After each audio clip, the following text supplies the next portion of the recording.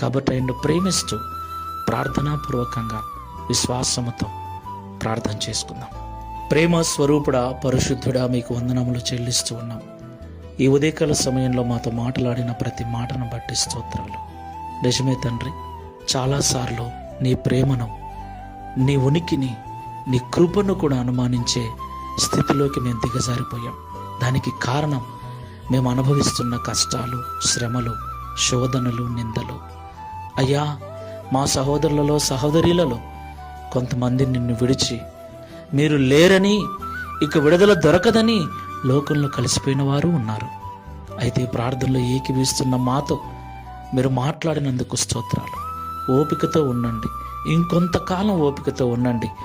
యోసేపును విడిపించినట్లుగా, యోసేపును గొప్ప చేసినట్లుగా మిమ్మును గొప్ప చేస్తారని మాతో మాట్లాడినందుకు స్తోత్రాలు. ఈ ప్రార్థనలో ఏకీభవిస్తున్న నీ బిడ్డలమైన మేమందరము, అవును తండ్రి, వచ్చిన కష్టాన్ని బట్టి, చుట్టూ ఉన్న శ్రమలను బట్టి కొన్నిసార్లు మీరు ఉన్నారా, మీ ప్రేమ మా పైన ఉందా అన్న సందేహం కూడా కలుగుతుంది. అయ్యా, ఈ మాటల ద్వారా బలపరిచినందుకు స్తోత్రాలు. ఇక ఎన్నటికీ అలాగూ సందేహపడక విశ్వాసముతో ప్రార్థనాపూర్వకంగా ముందుకు వెళ్ళటకు సహాయం చేయమని, ఈ దిన వాగ్దానం మా అందరి జీవితంలో నెరవేర్చి నీ నామమును మహిమపరచుకునమని యేసు నామములో ప్రార్థిస్తున్నాము తండ్రి.